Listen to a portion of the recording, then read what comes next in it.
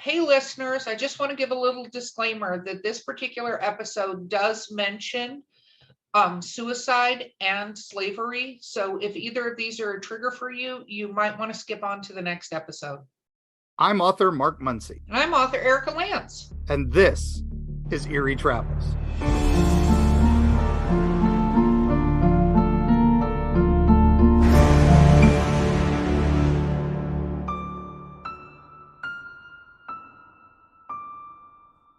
Greetings, travelers. We're back. Woot! Yeah. Survived. Oh my gosh. It feels like forever. So it does. We went through a whole transformation technically. Yeah, technically we've come out of the cocoon and we've stretched our legs and now we're gonna Mothra this stuff. The twins are singing, we're gonna destroy Tokyo. Let's do it. So no, that's not the transformation. It was called the Great Copyright Transformation of 2023 of 1937. My Google skills were not as good as I thought, and no.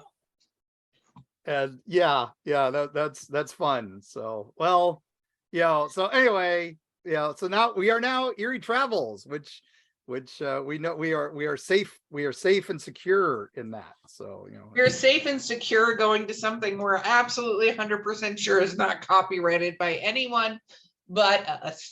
Yes, very much so. So, oh my gosh, 2023, what have you been up to so far? I know it's still early in the year, but I already need a break to the Bahamas and a full body massage, I think. So, well, it's funny you say that, not the full body massage part. I don't know why that was thrown in, but it actually is going to snow here in North Carolina. So, you're in tropical weather. Ours has started to frost. So, up here in the Appalachians, I think Bigfoot is going to go into hibernation. Well, down here we had the falling iguanas because it did get cold, and it's going to get cold again. So we got cold fronts coming through still. It's people all come down here, but for those of us born up in Ohio, Kentucky, West Virginia, Michigan, it's still beach weather when it's in the 40s. So we're good. No, and you said falling iguanas, and we should mention a little bit about that on the show briefly, which is they legitimately do get frozen and fall out of trees, and people don't. You have to live in Florida. Yeah, they're an invasive species in Florida, so they're not native to the area. They've escaped, but they are becoming the dominant species in South Florida. But they keep moving a little further north every year. But what happens is when it gets cold, they go into a torpor and just fall out of the trees and land on the side of the road. And my favorite story was a lady last year. She was from the Philippines, and it was her first year living in Miami. And she saw them all laying on the side of the road, and she knows how to cook them and has never seen them fall out of the trees. So she thought she was going to be the big hero of her family Christmas by bringing home all these iguanas. And she picked them all up and put them in her small car. And her heater was working really well in the car. And so that was a traffic ticket. I'm sure that was fun to write after the accident. But I have no, and imagine trying to explain that legitimately to your insurance company, because they're not gonna so I picked up 5 frozen iguanas and then they came back to life. So there were zombie iguanas. Yes. I think that's one thing people don't realize is they do fall out of trees, but they're not dead. They're anyway. It's crazy. Well, once again, we forgot to also thank our producer in the other room for doing all the magic there. So thank you, Calista Muncy, for doing all your magic. And then also Destiny Beard again for the music. Oh my gosh, it's amazing. We love that theme song. I will listen to that over and over and over again. So, and you actually have. So that's not at all creepy. That's my new ringtone now. Oh my gosh. Yeah, I can't help it. So, but I get it. No, I get it. Yeah. Okay. Yeah. So what magic do we have? Okay. Well, we've done a little bit of everything so far. We did Mandela effect. We've done, we started off with Cocaine Bear. So we've done true crime with a monster. We've done the, conspiracy theory, alternate universe. So we've got to do ghosts, right? I mean, that's part and parcel. So I think this one of the most common questions I get is where can I go look for ghosts? You know, See, I would have thought it would have been, where did you get that shirt? I get that a lot too, but you know, and I also get the, what are you doing with that? You know, and where is my check? But you know, those are different things. But you know, I just tell those guys, you know, it's in the mail. That's the classic. And then the other one that I usually respond is, you know, the man was dead when I got there. That's the other canned response for the question. But Yeah, I can't get away with that anymore, but I understand. but I get so many people respond. You know, we get our listener tales, which I'm so grateful for, which we have our first one on this very episode. I'm so excited we get to share. Which is super exciting, considering I don't think the first episode is actually officially aired yet. Yeah, so and I don't want to go down the how creepily we got a.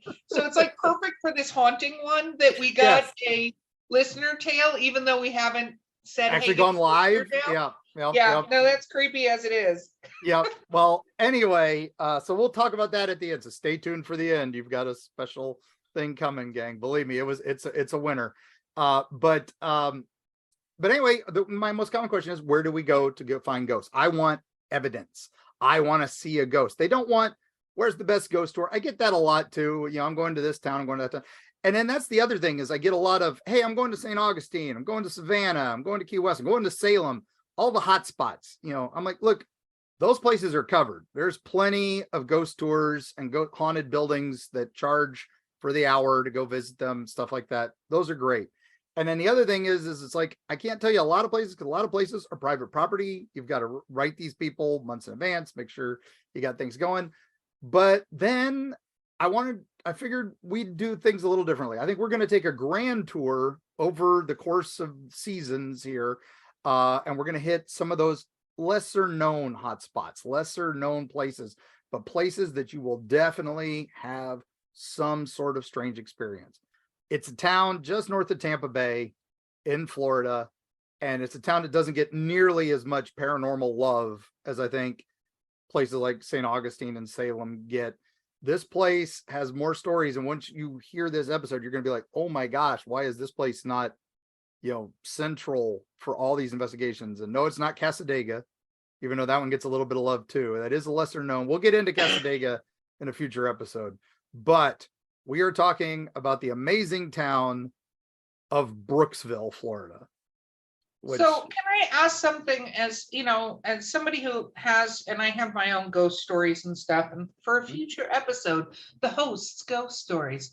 Hey, that actually is a great idea for an episode. My question is this. So when we're talking about, because I know you're going to get into all these places, but when we're talking about somebody getting in to go and have an experience, isn't there like a recommendation you want to do? Because people, I think, sometimes project what they want to see in a place or what they want to hear in a place instead of like the right way to approach an experience, because the ghosts aren't just sitting there waiting for people to show up all the time. Yeah, and not every night is Halloween. That's the important thing. You watch the TV shows and you go, wow, look at all that exciting EVP and EMP and all this stuff. That's television, gang. It's edited. It's, you know, it's hours and hours and hours of footage edited down to 30 minutes, you know, of good, you know, and even then some of that is Hollywood. You know, this is Mr. Me, who's been on some Travel Channel documentaries and other stuff. They edited some of my stuff down. So, you know, it's just how it goes. So don't expect every night to be Halloween. When you do go with more than yourself. Make sure you're not alone on these things, because you want extra witnesses. You want somebody else to document. It's the independent verification. And also, yes, the producer just reminded us, visit multiple places, you know, multiple times, the same place, because sometimes you'll get a different experience the next time you go.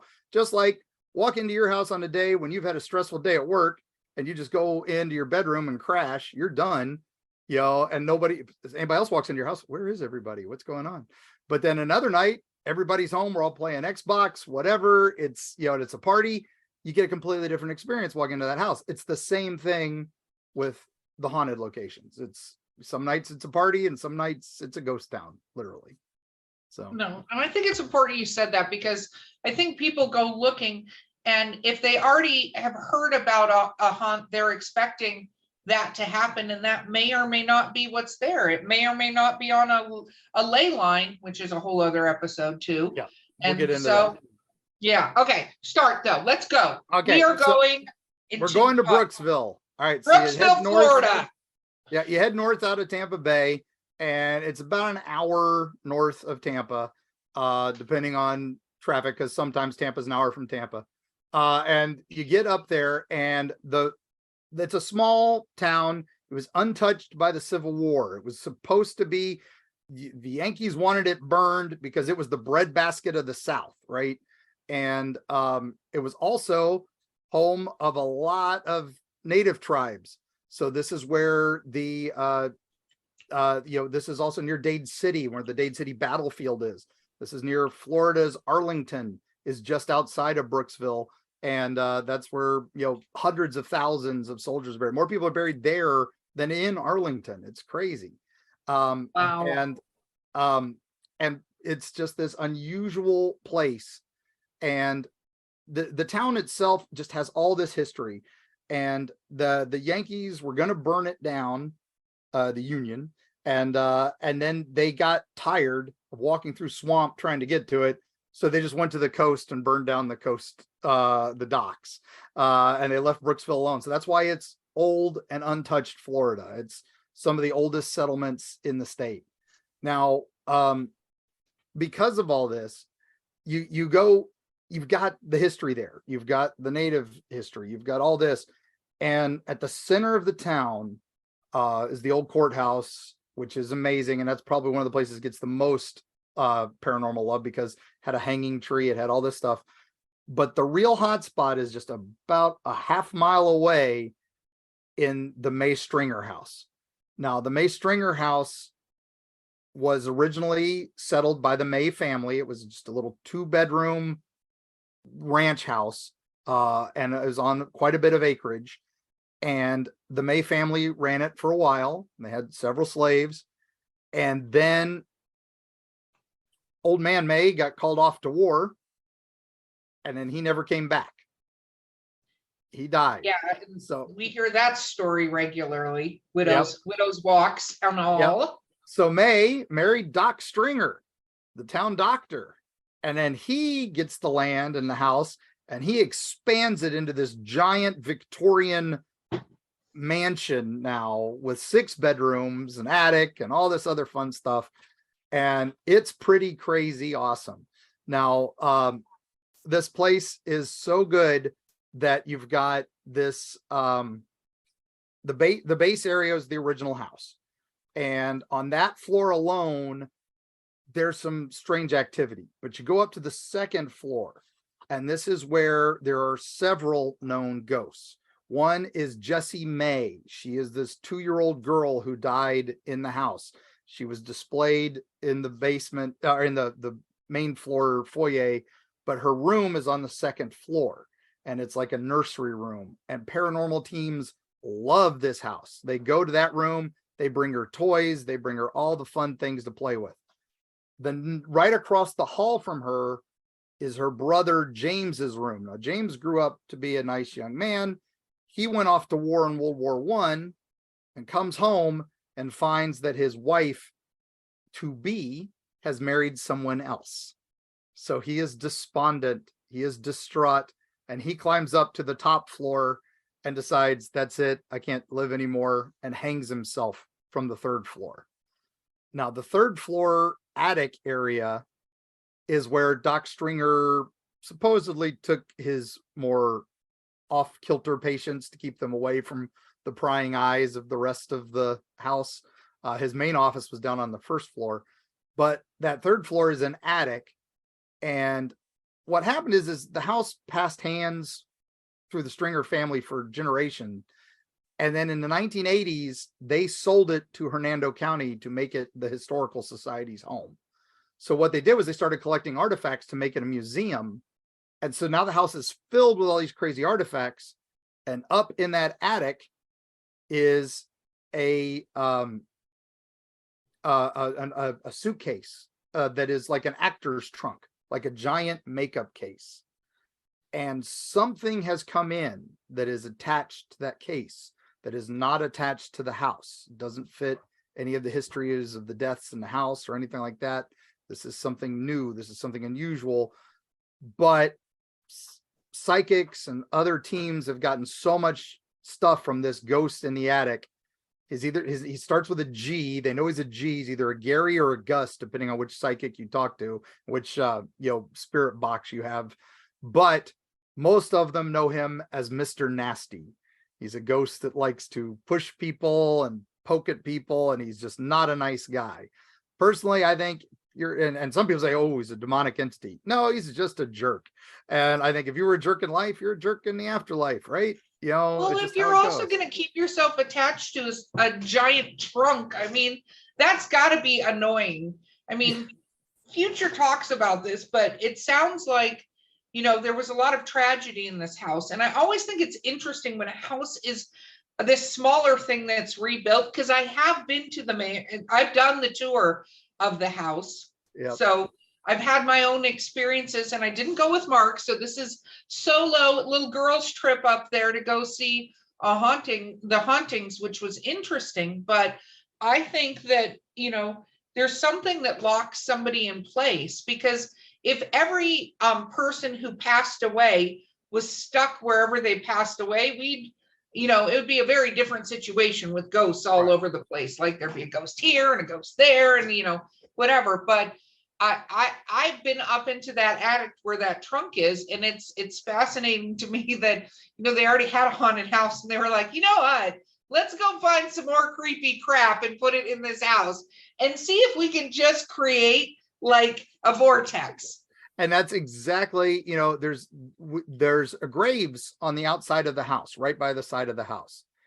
These are just gravestones. These aren't graves. The graveyard is lost. Nobody knows where it actually is on the grounds, because somebody stole all the gravestones over the years. The only reason they have the gravestones is they found them in a thrift store downtown that they were being sold as paving stones for your yard. And they realized, oh, this is the May Stringer clan stuff. We also don't know where the slaves were buried. We know that there were many buried on the property, but there is no place. They are trying to get ground penetrating radar out there to find this stuff. That is one of the reasons why they are a fully functioning museum, and they would love donations. They love when you come to visit. It is free admission, but if you leave a donation, it helps the house. It helps do all this. But the main reason I'm talking about it is they allow night investigations. You have to call ahead. There is a waiting list. It's usually substantial waiting list, but if it gets too full, they open up extra nights. So if you go to Hernando County Historical Society, or just look up, we'll post it in the notes, or just look up May Stringer House. It'll be there. And then you can just email them and say, hey, I'd like to come investigate. I have a team. Now, if you have an accredited team, they will just leave one docent in the house for you and give you free run of the house. If you are not an accredited team, which means you haven't done X many investigations, or basically means if nobody's heard of you, you can still get in there, but they'll leave a couple docents with you to keep an eye on things. But that's the best place. And honestly, I took a couple YouTubers there right before last Halloween. And they do a haunted house in the haunted house for Halloween. It's a great little fundraiser they do every year. They call it the May Stringer Ghost Fest, and it's amazing. And they take you through the first couple floors of the house. And we were there for a preview night. They weren't actually open that night, but they had a couple actors in to show us some stuff. And it was fun. It was just for YouTube to promote the event. And then after everybody was done and wrapping up, I took a couple of the vloggers back in so they could get some photos for their Instagrams and stuff like that. And we went back up to the attic, and we got to talk about a little bit about Gary and Mr. Nasty a little better. And while we're talking and they are filming me, the attic door flies open behind me. Now, this is not a, situation. This is literally the door flying open after it had been shut. We were up there alone. And those in the May Stringer house, the windows up there are sealed, so there is no air currents. This is also Florida in October, so it was hot. So there's no, but the air conditioner does not work up in the attic. We're all sweating, so there is no air current, no nothing that could have opened that door, and we were the only people in the house at that time. So Gary wanted you to leave. Gary showed us was the like, door. you guys quite were already literally. here. You're done. Get out. I'm going to give a high five to Gary. I mean, if Gary's trying to be like, listen, I'm stuck here. I'm stuck in this attic. Everybody can just go. I don't want to visit with the living. So after May Stringer, said our goodbyes to Jessie May. I got a little Jessie May follow-up I'll do here in a little bit. But you go down the street and you go down the road and you go a little ways away. It's maybe 5 miles away from there is Spring Hill Cemetery, probably one of the most haunted cemeteries in America. Now, this one, do not go at night. It is private property. It is closed off.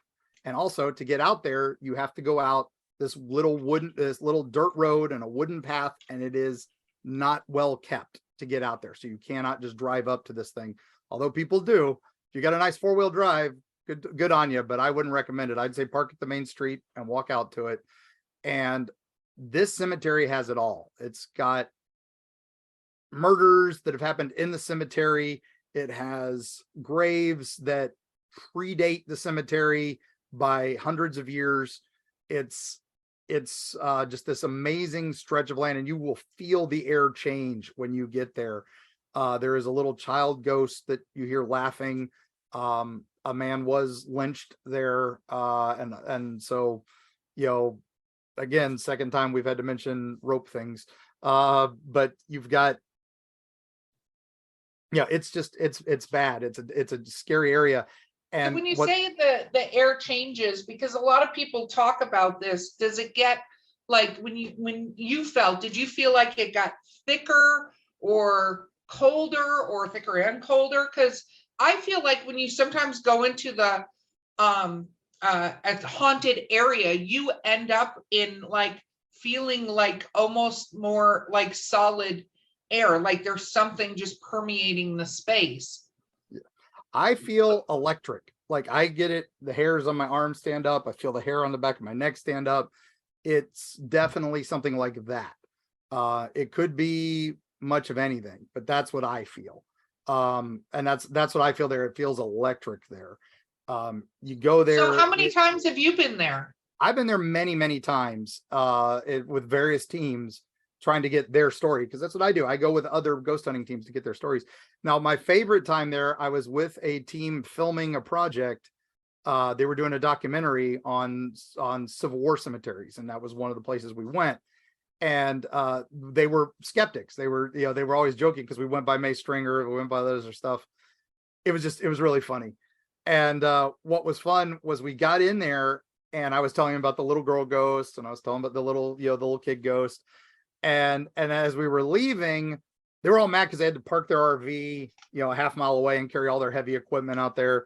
So as they're leaving, they're like, man, this place really did feel kind of spooky after a little bit. It would have been nice to have seen something scary or heard something.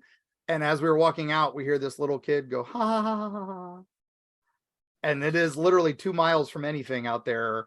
And they all just turned, looked at each other. And I was like, see, guys, not every day's Halloween, but you never know. It's interesting you say that, because when you were talking about the May Stringer house, right, and the little girl most especially, and not some of the, and I'm using quotation marks, patients or the son that took his own life, or other people who lost their lives on the property, right, is I feel sometimes there's a desire to have the horror aspect of paranormal experience. You have ghost hunters, you have all these places, and I think that ghosts tend to be in places where there was a trauma. A lot of times they're there because there was a trauma or a horrific incident, and they can't move on for whatever reason. Future episode. But it's interesting to me because you talk about something like a little girl or something like that, or a child, I should say, because we don't know the gender of the child. And that experience and that laughter is probably not necessarily got an evil connotation to it. Right. But I mean, we all, a little kid laughing the right way is creepy as shit. So, but I think it's interesting that a lot of these places want to be scared, that go, they want to, and this is a question for, our listeners as well. Or if you're going for an experience, do you want to see something paranormal or like ghosty, or do you want the crap scared out of you? Yeah. Like, do you want to have something happen like that? I mean, and that's, that's the TV shows, they're all about, they square up with the ghosts, they scream at them, they provoke them. That's not what, 90% of ghost hunting is. And in fact, it is not approved at the May Stringer house. If you are a provoking team, you will not be allowed into the May Stringer house, or you'll be kicked out pretty quick. But because, hey, their ghosts are good ghosts. And then also, that's one of the things at the May Stringer, which I love. They do have some psychics that work there. And they are also, when a team comes in and it's like, we're going to put the ghosts to rest, we're going to send them on and all that. And they won't let you do that either, because they're like, how can you prove that you're sending them to a better place? It's, it is just about going and documenting and trying, that's the thing. This is stuff we don't understand yet. We don't know if this, if these are spirits. We don't know what this stuff is. It is stuff we are trying to discover and trying to figure out. And that's what this is all about. And I love that Hernando County is just embracing it. And we've got more places to talk about, but we're going to do that. No, you're going to finish the next cemetery and then we're going to take a break. Okay. Because you can't leave me hanging. I know there's another cemetery. There is another cemetery. And this one's interesting. This is called Cow Prairie Cemetery. And Cow Prairie Cemetery. Cow, like moo cow? Like moo cow. So, and it is real close between the Florida National Cemetery and the Dade City Cemetery, which is also, or Dade City Battlefield, which is a Native American burial site. Well, Cow Prairie Cemetery, maybe about 10 minutes away. It's the next exit up from Brooksville. It's still Brooksville adjacent, which is why I put it in here. This one was interesting because the Villages, which is a wonderful community here in Florida that makes that's all a the whole fun other days. topic. There is an episode. We'll just do an episode on koosh balls. Just Google koosh balls in the Villages. Well, don't do that actually. Don't do that on a work computer. Not safe for work. But anyway, they wanted to buy the land there to build a gas station for their property, and they were going to bulldoze Cow Prairie Cemetery, and it's an old Civil War cemetery, and they were officially going to move it to be part of the Florida National Cemetery, not too far away. And it's funny because they were ready to do it, and then me and a couple other historians were out there documenting the graves. We knew there were more graves, more people buried there than there were headstones. There was about a dozen headstones. We weren't sure exactly how big the cemetery was. So we all reached out to various historical societies, and the wonderful Professor Kimmerly from USF, who also did the Dozier School investigations and has done a bunch of other historical investigations, got a team out there to start doing ground penetrating radar. Well, they did find extra graves. And not only did they find that they went out past the fence, they went a little further out and they found not just normal graves, but seated graves, which means... What is a seated grave? Where instead of someone laying down, they're sitting up like cross-legged. And that means a Native American burial site, that makes this a historical site that cannot be bulldozed, and it has to be documented. And so they start doing more searching to figure out exactly how big this is, how old it is. That means the settler cemetery just got put, they already knew it was a burial land, so let's just put more graves on top of it. But it's also right next to I-75 and the I-75 off-ramp there, which means when I-75 was built, they didn't tell anybody that they were finding these, because it's obvious that the graveyard goes under I-75. So, which meant they didn't tell anyone because they didn't want to stop the building of the interstate. And that goes right back to the robber barons when they first came to Florida, were building the trains. and they would build through and they would find these bones and then they would give them to their railroad employees as gifts. It's Which, why terrible. the hell would somebody want, anyway, that's a, yeah. Yeah, But that's a whole nother thing. But so Cal Prairie Cemetery, thankfully, will still survive and live on long beyond being a gas station. And now we are investigating it more. But the thing is, that area, that cemetery, has lots of paranormal occurrences. There's a Civil War soldier who is seen there quite often, walking like he's patrolling it, like he's guarding it. Now, this would have been a resting place for soldiers, so we think they would have stationed guards there. And that goes back to early cemetery legends, that the first person buried in a cemetery guards it forever. That's why most cemeteries are sprung up when a soldier dies, and then they build a whole cemetery around that soldier. Or when a family member dies, the patriarch of the family died, now we'll build the cemetery around him because he's going to protect the rest of the family. And that's wow. Okay, so, I just got chills and I got that electric, like the hair on the back of my neck stood up. So yeah. creepy for And there creepy for commercial break. Yes, and let's listen to something really scary, some crass commercialism. So I love it. We'll be right back with Eerie Travels.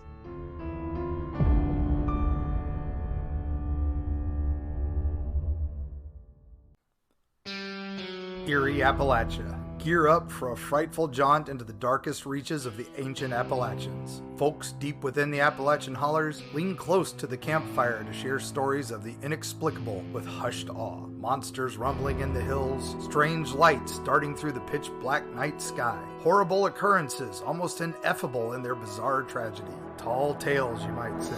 Tell that to the Flatwoods monster in Braxton County, West Virginia, or the Goat Man of Louisville. Look into his humanoid eyes and let him know you don't believe.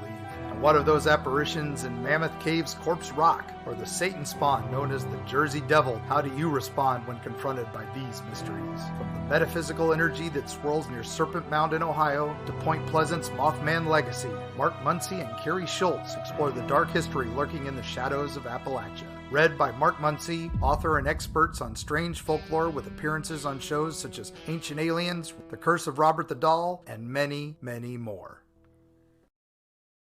Greetings, mortals and others. I'm Dick Terhune, the voice from hell. I work with haunted attractions all over the US, Canada, and Europe to increase audiences and enhance their experience with highly effective commercials, narrations, animatronic character voices, whatever your dark heart desires. Let me help you do more, scare more, profit more. Find out more at Voice from Hell on Facebook and at voicefromhell.com. We're back for part 2. Oh, part 2, more of Brooksville. So I feel like I teased a little bit about Jessie May back at the May Stringer house.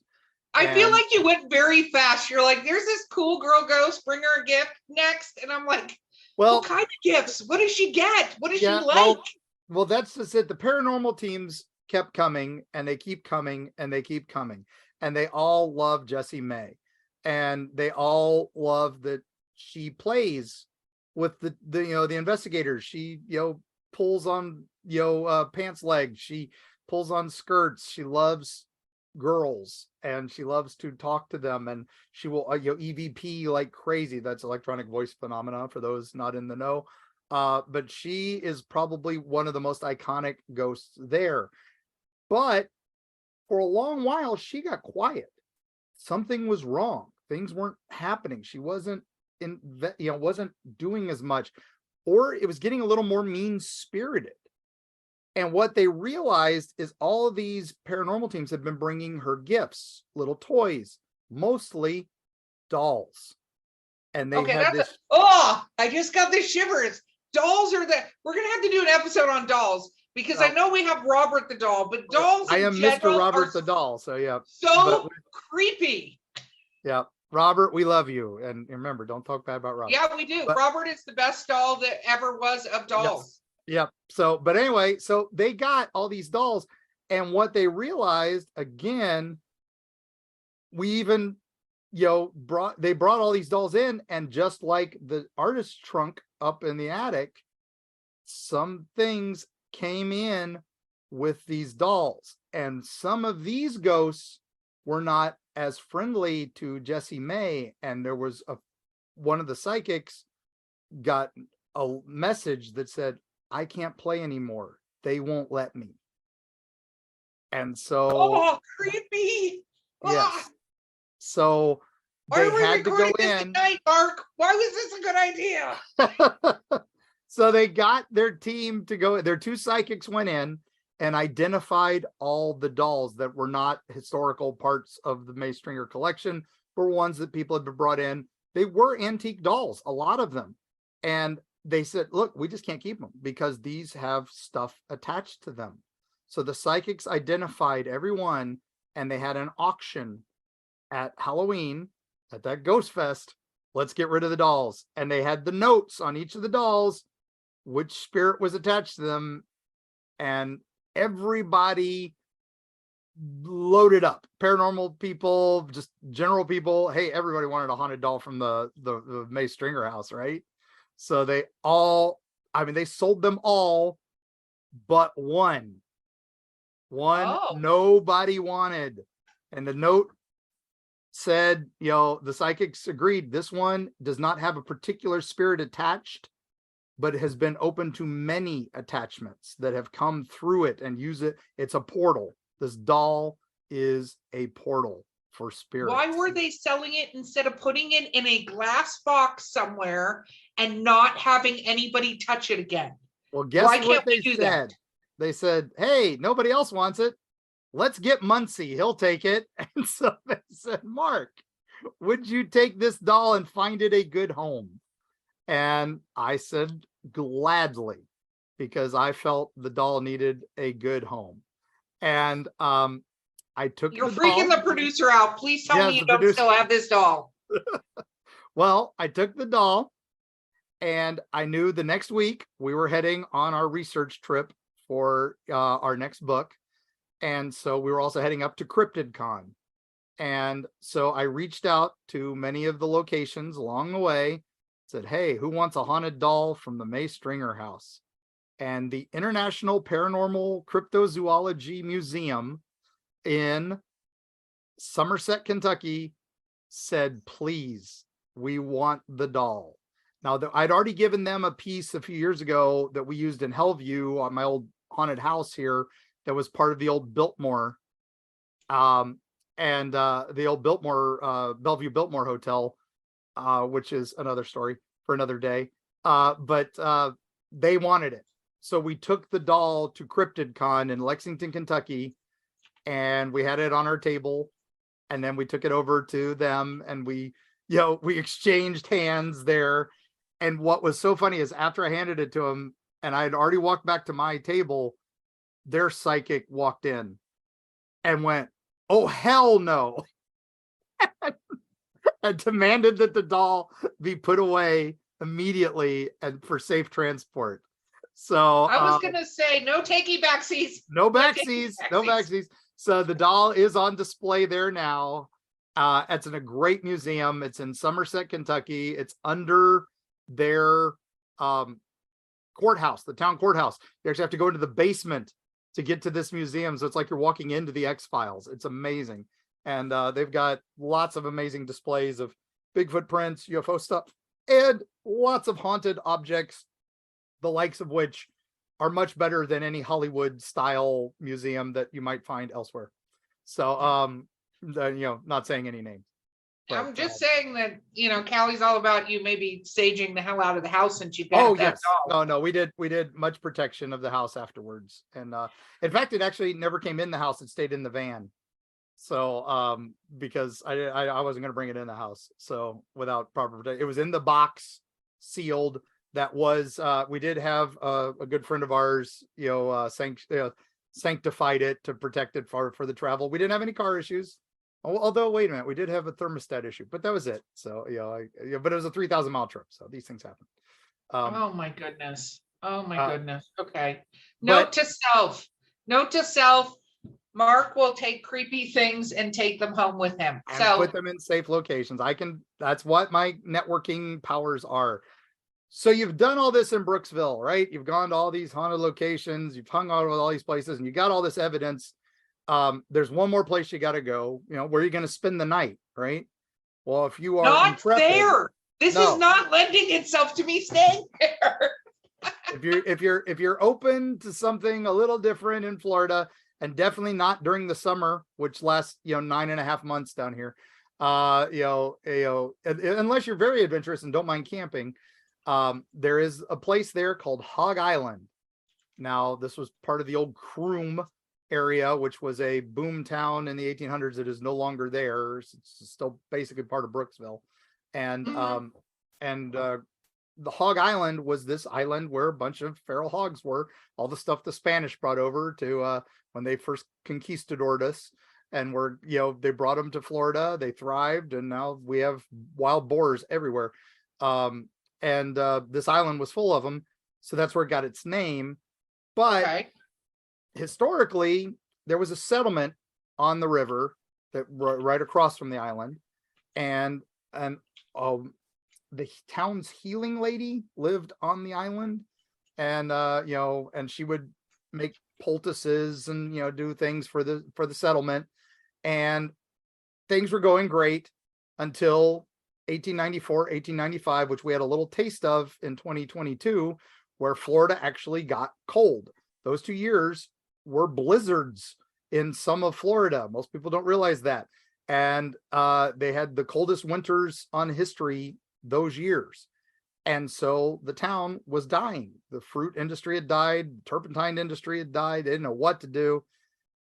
Let's blame the healing lady. She's got to be a witch. Let's burn her. And so they very Puritarian of them, right? Yes. So we've already had some sad things mentioned in this episode. So this is again some more sad things. So please skip ahead if you are disturbed by unusual things in history. But they took her and they tied her to a tree, and then they decided to do terrible things to her to kill her. And when they could not do it quick enough, they decided to light her aflame. And she runs, the ropes burn, and she's still alive, and runs into the woods to die away from everyone, never seen again, but her screams were heard, and it's just a terrifying story. Well, her ghost is still seen in the Hog Island Forest, which is a Hog Island campground now. And her ghost is seen running through the woods, a flaming spirit, almost Ghost Rider, with a flaming skull, and and she slashes at tents with flaming claws. It's a terrifying sight. It has been reported many times over the years. And then what's famous about this story is it was told to a bunch of kids in Orlando by the late great Charlie Carlson, who wrote Weird Florida, one of my mentors, and the master of weird. And he told them this story at UCF. These film students decide to make a movie based on this legend, and they can't get to film it here in Florida, so they go to Massachusetts, and that is where we get the Blair Witch Project, the most successful independent horror film of its day, held the record for decades. I think it took till Get Out to beat that. And I have to say about Blair Witch, and first of all, we have so many things in history that happen where you just go, what in the hell were you thinking? Like, that was a good idea. I mean, people's weird mystic or religious beliefs that would lead them to think that killing this woman was going to make a blizzard go away. Exactly. And I get there's a lot of spiritualness with the weather and Mother Earth, and I'm not discounting all of that, but there's none of those kind of entities that would be like, what you should do? You should tie somebody up and light them on fire when you fail to kill them quickly. Yes. Which is, first of all, killing somebody is terrible, but failing to kill them quickly and painlessly, that's a whole other thing. Yeah. Again, we don't know if any of this is real because there is no historical documentation of this. No, and stories become legends, and that's what you do. You chase down legends, Mr. Muncy. Yeah. But And the fact that we figured out it was Kroom was crazy enough, so. yeah, exactly. But Blair Witch, what was interesting is I remember when that movie came out, and like I think it was a week before it premiered, a professor came on and said how it wasn't a true story and everything like that, and tried to debunk it like publicly, because there was a website up about it. This is way before. It was one of the first viral websites, with like an alternate reality game style website with articles and all this, and people even thought that, just like Cannibal Holocaust years before, where they actually made them show the kids on television to prove it was a movie, because people thought they were really dead. It was crazy. No, exactly. But one of the things I thought was interesting is I remember watching that, and it was at the Clearwater Mall movie theaters. And I remember knowing that they had said it was debunked, it wasn't real, blah, blah, blah. But I remember watching it and thinking, this is terrifying. And the way they did it, even if it was not like, you're scared, like that end scene where like terrifying, regardless of how real or not real, but the way the directors did that, they really took you to that place. You know what I mean? Like, it's incredible. And the actors, it became real in the theater. Actors, it was basically a live action role-playing game. They did not give them scripts. They sent them in the woods. They gave them specific coordinates to go to, and this is early days of GPS, so they weren't the best, of that even. And and then they would mess with them at night. And this was really, they were just going to edit that into a documentary, and make it like a fake documentary. And that was the original purpose of the movie. But then when they started watching the footage, they realized they had something completely different, and it worked out great. That documentary footage became a sci-fi channel thing called Curse of Blair Witch, which has been on some of the DVD releases. And the thing I love about that is the professor, who's the Blair Witch expert, is the late great Charlie Carlson portraying him. So, so that is part of the fun. It's great to see Charlie back, in spirit, literally. Now you've done all that, right? Okay, first of all, what I've gotten is, don't go camping up there. Stay away from cemeteries. Stay away from houses. So now that I'm thoroughly terrified and haven't slept at night, Mark, what's next on the agenda? Well, you got to finish it off by going to the most famous location in Brooksville. You need food fit for a king, right? So yes, you have to go to Coney Island Hot Dogs. Coney Island Hot Dogs there is this amazing hot dog stand that has been around for decades. In fact, the king himself, Elvis, was down here filming a movie in Silver Springs called Follow That Dream. He also filmed at Crystal River, which is just a little ways away, which has the mounds, has all this other crazy stuff. It's where all the manatees are right now because it's cold. So that's where you go to watch manatees. But he was filming between the two places. And as he was driving back and forth between the two places, he'd go through Brooksville, and he heard about this hot dog place. So he stopped one day and had a hot dog, and he fell in love with the place. He said it was the best hot dog he'd ever had. So he stopped filming Follow That Dream for a day and brought the entire crew and cast to this place to eat hot dogs one day. He literally stopped filming on a movie, but that's Elvis. He could do that. And that's why he was the king. So yes, you too can go there and you can have an Elvis dog, which is a foot long. How does Elvis like his hot dogs? He had a foot long chili dog with onions and the works, with onions and cheese. Not his usual peanut butter and jelly, peanut butter and banana sandwich, but it was still pretty good. You can go there. They have alligator dogs, but they also have some vegan options. They have really great boiled peanuts. Thank you very much. The caviar of the South. And then you can sit at Elvis's table, which is the center table, which is a stand up, and that's a high top, and that's where he was. They've got Elvis stuff all over the place, and they've got just so much stuff on the walls. They were sued by Subway for calling their hot dogs footlongs when they were footlong for some reason, because Subway's claimed to own the copyright to footlongs. They've got this lawsuit letter posted there that you can read. So just have fun with it. It's an amazing place, and it's right down the street from the May Stringer house. And there's so much more there. We could do days and days just on Brooksville, and we probably will come back here in future episodes to talk. But we have done all this hunting. We've had hot dogs, we've had chili. Oh my gosh. I like their fried corn. I forgot all about that. They do a smoked fried corn that is amazing. That sounds amazing. And Yeah. and with that, we would love any listener tales from Brooksville. If you have something Yes. that you want to tell us about, an experience you've had, even at the May Stringer House, anything like that, please feel free to go on erietravels.com, because that's the non-copyrighted version of our show. And bring that back. But go to erietravels.com and send us your story. We would love to have it. And if you're creepy and weird, somehow we'll magically get your story before this episode even airs. Yes, because that's guess not what? weird or creepy I at got all.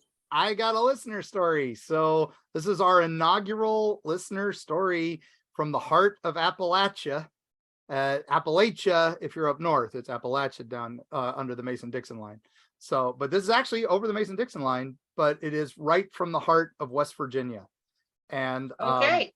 And where did we get this reader story? Who supplied it to us? This reader story is supplied to us from Matthew Painter, and he reached out to me as I get often, people reaching out to me, and we are happy to hear your stories. And if you'll let us, we'll read them on the air. And he was gracious enough because he would like some advice on this. So now I'm going to read this direct. So this is unedited. And I should put on my West Virginia accent, but I'm not going to. I might slip into it by accident because it is still there. I did live there for 12 years, and it sometimes slips back in, especially when I'm up there for a while. I can't wait to see if it slips in. But hey, okay, Matt, thank you very much for your story. Let's hear it. So buckle up, people. This is one of our eerie encounters. So, hey, I really need help, and this is going to be a bit of a long story. But after what happened to me, I really felt like my life was at danger, and I want to know what I experienced.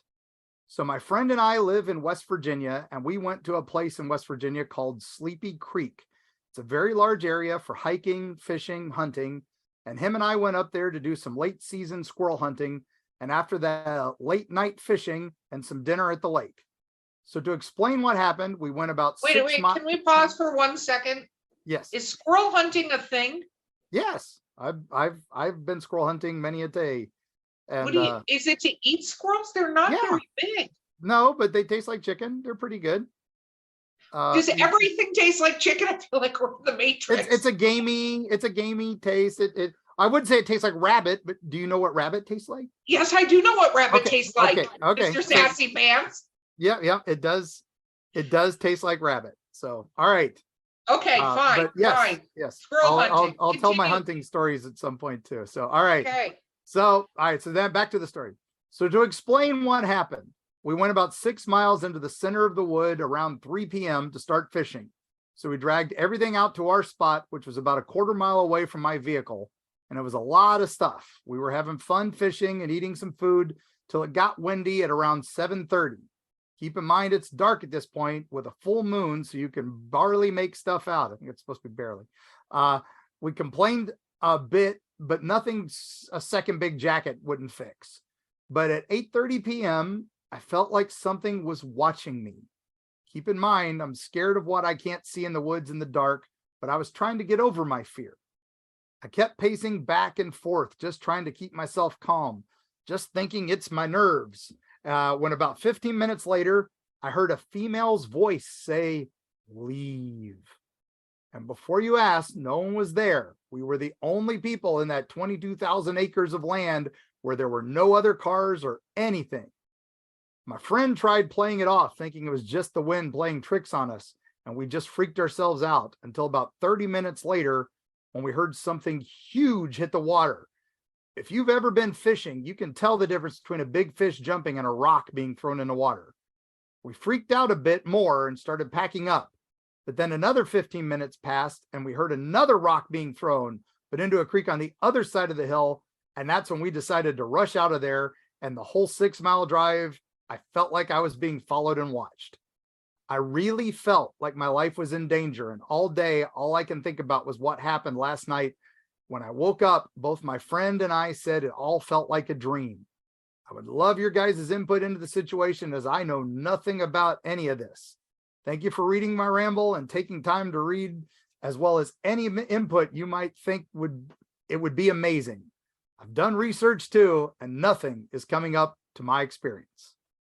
Okay, so first of all, again, Matthew, thank you for your story. We Oh, want to yeah. start Thank there. you, Matt. And thank you for letting me read that out loud. When I reached out, I was like, in the future, if you don't want us to read your real name, or if you want us to be anonymous, we're happy to do that too. So Yeah. send us your stories. We'd love to share them.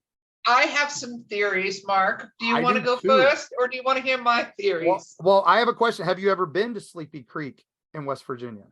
Because I have.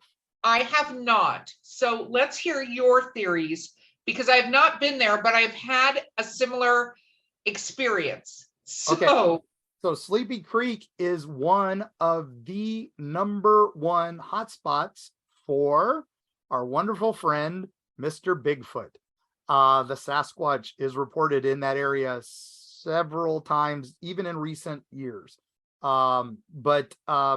And Sasquatch encounters, I have heard many people say, throw rocks and try to, try to scare people away. The leave with a female voice makes me think more wood spirit, a fae, or something like that. What do you think? So I've heard the same about Bigfoot, that Bigfoot will try to throw rocks and or make noise to scare you off, especially when you're closer to potentially their home, their den, their wherever they live. I actually think they're mansions somewhere in the woods. We're just not seeing them, and they're much more intelligent than we give them credit for. But so I've had two different experiences that are similar to this with the leaf. Part of it is, obviously hearing a voice, sometimes you'll get scared. Like, this is back to what I was saying before. Is it a terrifying thing, or, is it a warning? Is it something there that's giving you a warning, trying to help you out and not trying to scare you? It's trying to be of assistance to go get out of here. Another thing, though, so I had a very, similar experience where I don't know whether the words were said or if I just somehow got that mental thing of go. And anytime, by the way, I feel, and this is Erika's disclaimer on this show, you hear that, I don't care where you are, get the F out of there. Like that, I don't care if it's a nice one or a mean one, go. If they've gotten to that level of power where they're able to tell you to get out, leave. That's what you should do.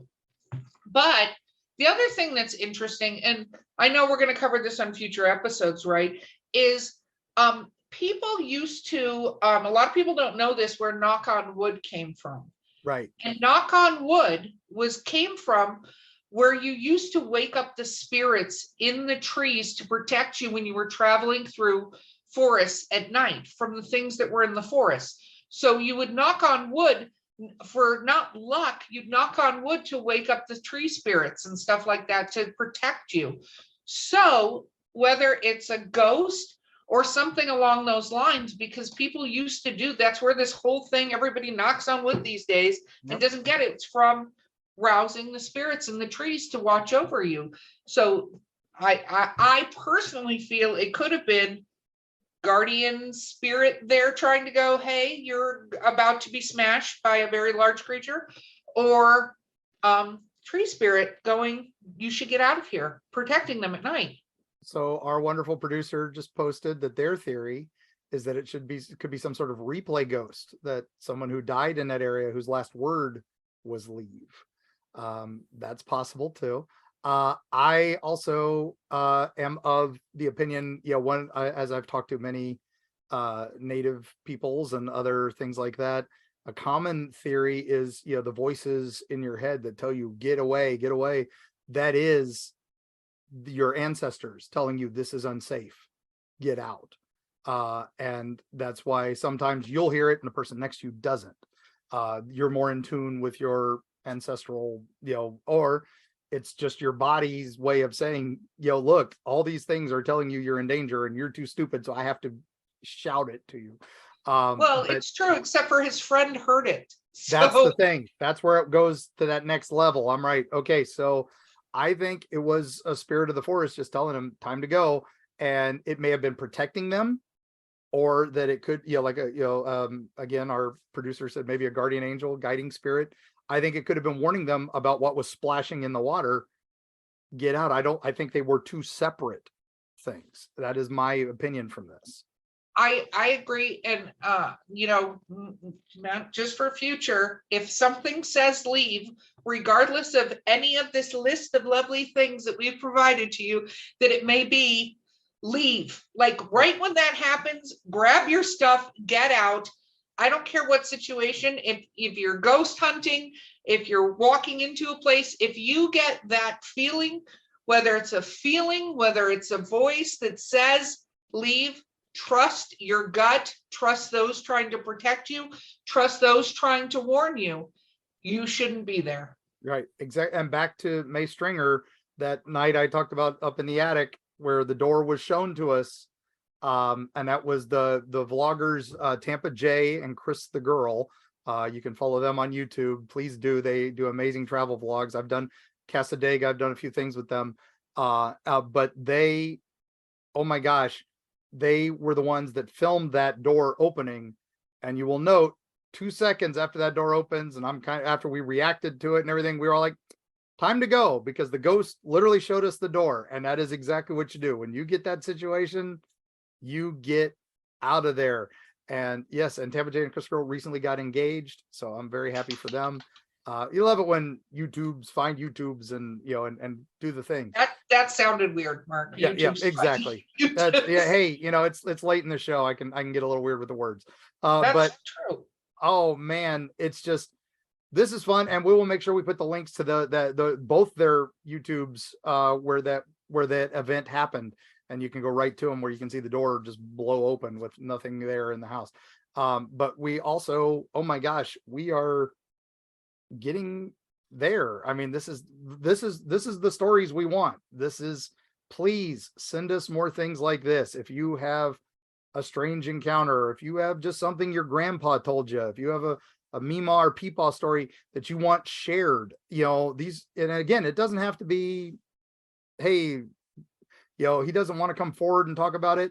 That's fine. If you want it, just the story to stay out there, because once it's here, it will be out there forever. It's another one of those. It's keeping things alive, keeping things going. We don't want these stories to disappear. We really don't. We agree, and we believe you. So please share them with us. Yep. And I'm not saying there are ghosts, monsters, all the terrible things. But I am saying that there are always more trick-or-treaters than there are kids in the neighborhood. So, that is a true and terrifying thing. So be nice. And with those words, Mark, I know we're wrapping up, so I have two last things to say. Both of them are similar, which is be nice to dolls. Yes. And Robert, I thank you very much for all you've done. We appreciate you sending us positive energy for our podcast, and we think you're awesome. Yeah.